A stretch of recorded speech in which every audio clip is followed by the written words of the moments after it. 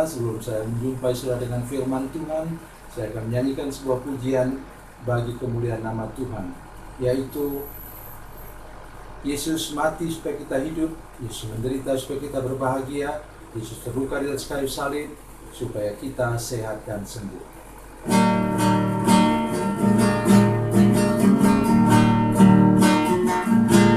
Yesus berfirman, marilah kepadaku semua yang letih lesu dan berbeban berat, aku akan memberi kelegaan padamu. Mari datang sekarang kepadanya.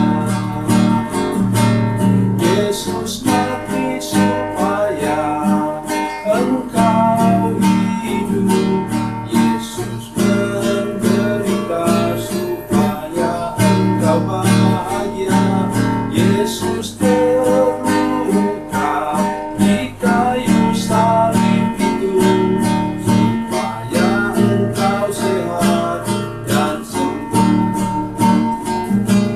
Yesus berfirman, marilah kepadaku semua yang letih lesu dan berbeban berat, aku akan memberi kelegaan padamu.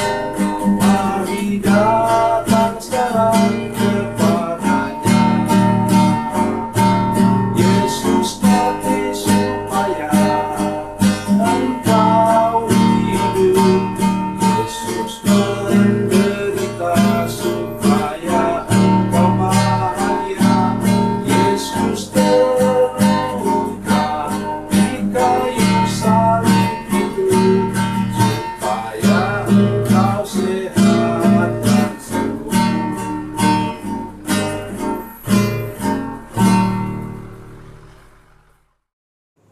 Salam saudara pemirsa, selamat berjumpa kembali dengan kami dalam program Berita Pengharapan.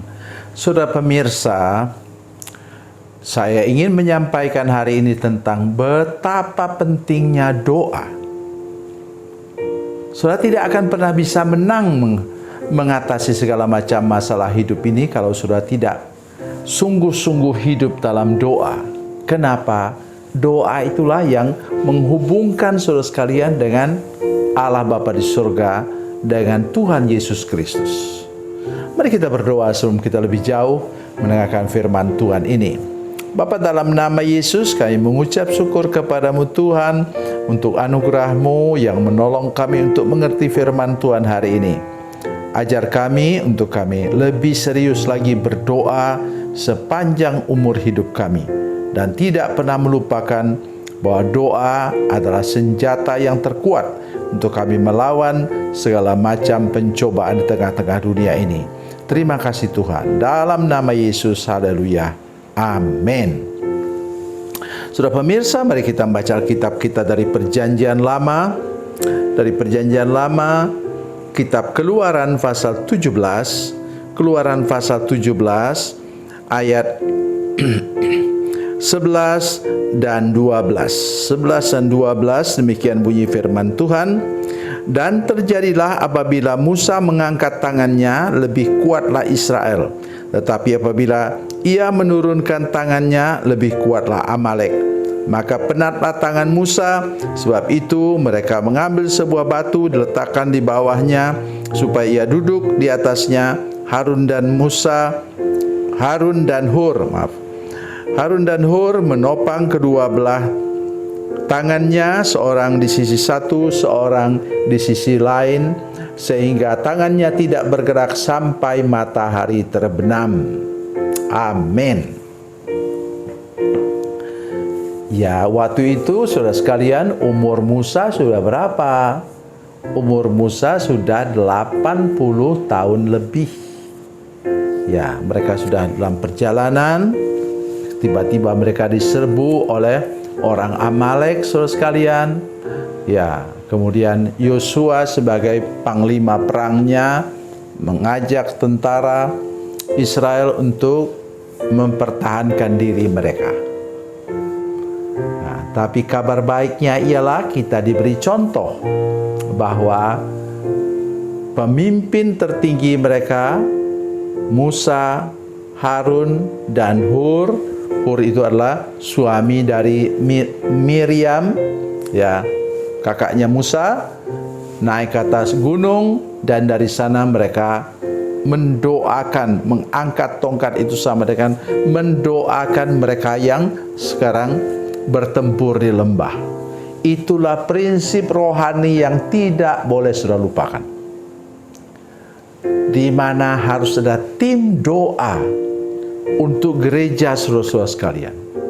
Ya, ada tim doa yang terus-menerus berdoa, saling menopang. Tadi katanya lelahlah Musa, capek dia, umur sudah sekian, dan kemudian dia diambilkan batu untuk tempat dia duduk, dan dia angkat tangannya, kemudian ditopang sebelah oleh Harun, sebelah oleh Hur.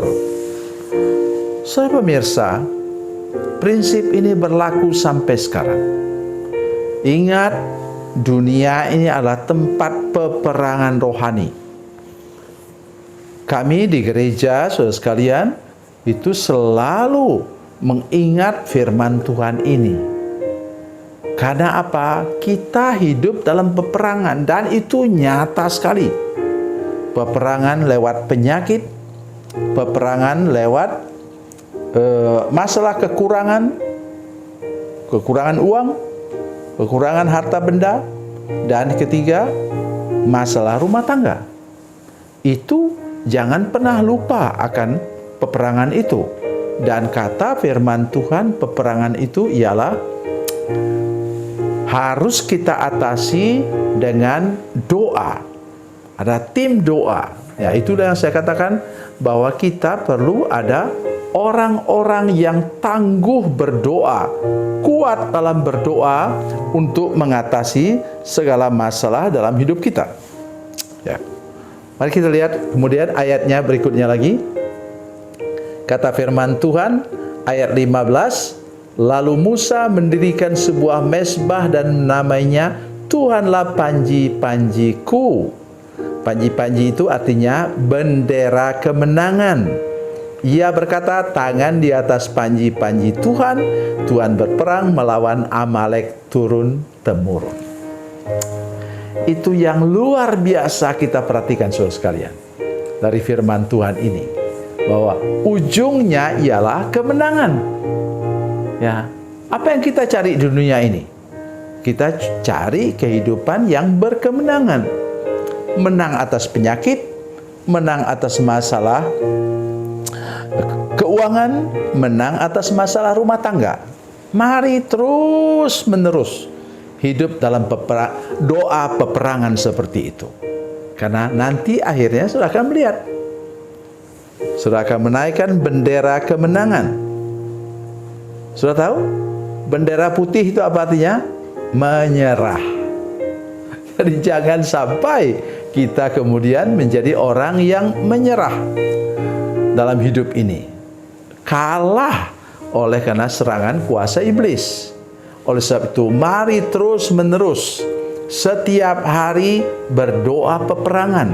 Jangan pernah lupa saudara sekalian, ikat, patahkan dalam nama Yesus semua penghambat dalam usaha dan bisnis kita, dalam gereja kita, dalam segala bidang kehidupan kita, dalam kesehatan kita. Ya, saya makin tua seperti sekarang, saya makin banyak berdoa, hancurkan semua kutuk, sakit, penyakit, dan kelemahan yang memang banyak mendera orang tua. Tapi saya tidak mau menyerah, karena saya percaya bahwa saya, sampai saya dipanggil Tuhan pulang ke surga, saya dalam keadaan yang sehat dan kuat. Dan sampai hari terakhir saya hidup dalam dunia ini, saya masih dapat melayani Tuhan. Itulah harapan saya untuk kita semua juga. Ingat janji firman Tuhan ini. Saudara hanya bisa menang lewat doa peperangan yang terus menerus sepanjang umur hidup saudara-saudara sekalian. Tuhan Yesus memberkati, Tuhan Yesus baik. Mari kita berdoa. Bapa, dalam nama Yesus kami bersyukur kepadamu, ada janji Tuhan bahwa kalau kami berdoa, kami saling mendukung satu dengan yang lain, kami akan mengalami kemenangan luar biasa.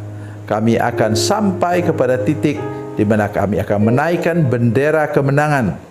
Terima kasih Tuhan, terpujilah namamu, dalam nama Yesus kami berdoa, haleluya, amin.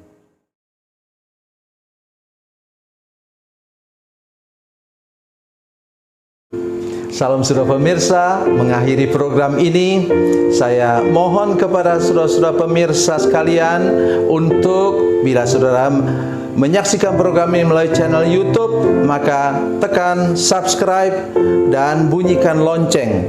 Dan bila saudara menyaksikan program ini melalui channel Facebook, tolong saudara-saudara sekalian tekan like dan juga komen. Dan demikian pula bila sudah menyaksikan program Makanan Bergizi hari ini yang tertulis, maka tekan yang sama juga, tekan like dan tekan komen. Dan tolong saudara-saudara sekalian untuk membagikan program ini, share program ini di channel saudara-saudara sekalian, supaya lebih banyak lagi orang diberkati melalui program ini. Tuhan Yesus memberkati, Tuhan Yesus baik.